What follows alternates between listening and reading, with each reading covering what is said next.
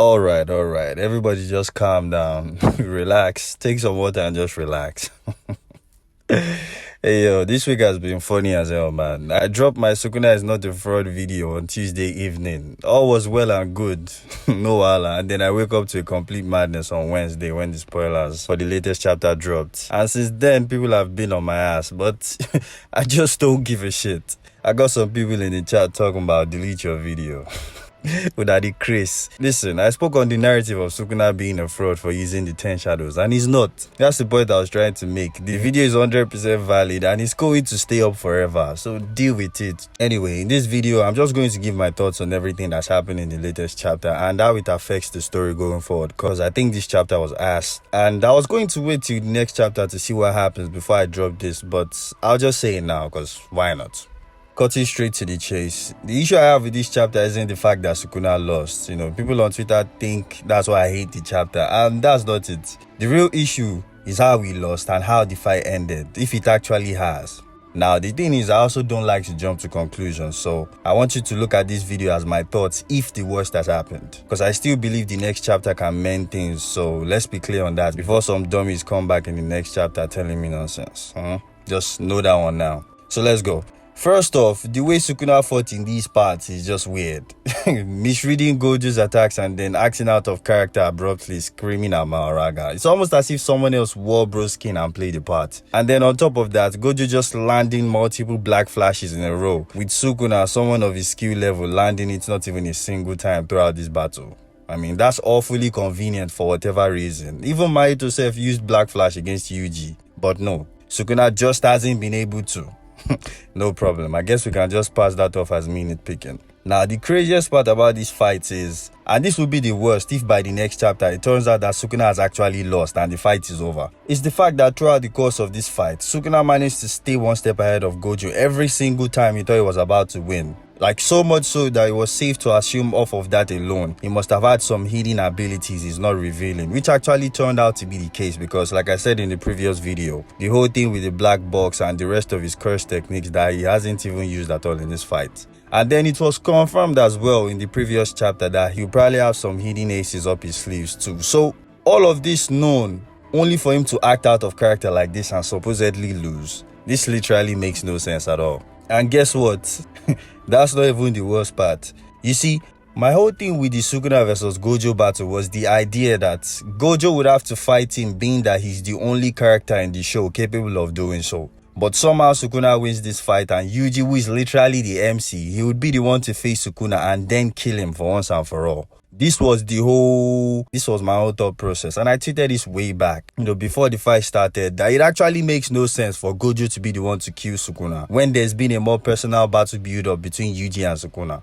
So if it turns out next chapter that Gojo has taken out Sukuna for good, then this is a shitty disservice to Yuji as the protagonist, because narratively speaking, he's the right person to fulfill that role. It's Yuji. And don't get me wrong, Gojo and Sukuna's battle was also set up from the beginning. We already knew this from like the second, third chapter of the series. But the beef between Yuji and Sukuna has been more personal. And on top of that, considering his role as the protagonist, the duty falls more on him than Gojo to end it. But not only did this fight have such a mediocre performance at its ending chapter, supposedly, allegedly, after building up a villain for 200 chapters plus, you then take him out like this?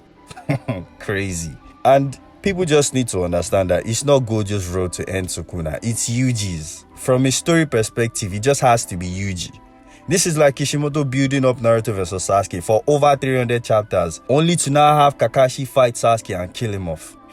This is more or less the same thing. Sukuna being a major villain in the story is already enough reason for Yuji to be the one to end him, not to talk of all the pre-established plot lines as to why Yuji more than anyone having to be the one to end him. So I think I talked about this on my old channel. I made that video maybe like late last year or early this year.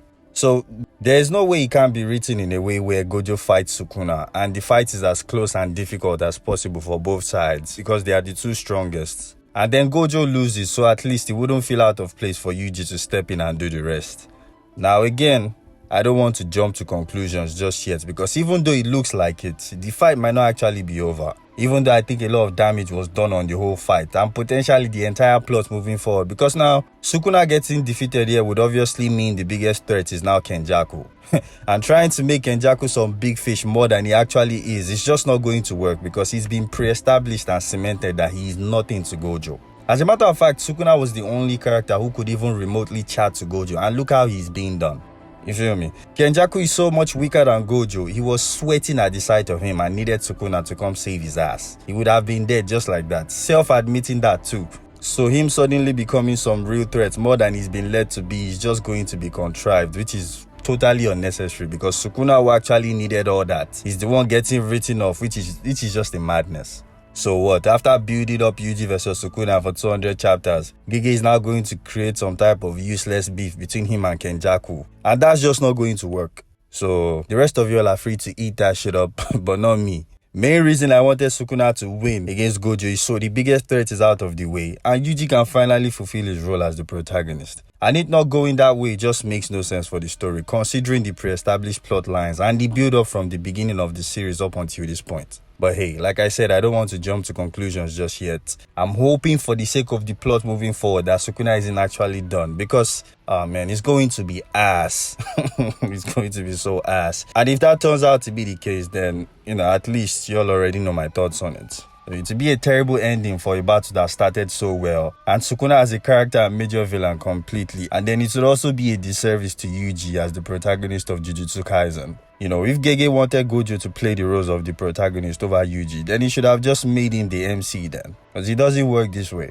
And I had a feeling that something like this could potentially happen, which is why I wanted the fight to end as quickly as possible, because there is no reason why a fight that isn't the MC's should be taking this long. And while I understand that it's the battle of the two strongest, at one point it just felt like some extra importance was being placed on it beyond what it should be. And I didn't like it at all. And it was also getting dragged out at one point, but oh well. It really sucks for Yuji, but it is what it is. I'm still curious to see what happens in the next chapter, because at this point I have no idea what's coming. No idea. But I would say my theories on what's coming next is Sukuna displays his hidden powers and goes all out to kill Gojo and then maybe succeeds. Or Utahibe and Kenjaku come out of nowhere to do some grimy shit. So Kenjaku obviously has his own personal agendas and him coming into action at a time like this won't be surprising. That's just what he does. It's just how he's going to oppose Gojo that's the problem, because he doesn't have the power to do so. And there's nothing anybody in the world can say to convince me on this. Prison Realm seal he used back in Shibuya. That seal was literally his last resort in dealing with Gojo. So anything else that comes after this is most likely going to be a bunch of bullshit. But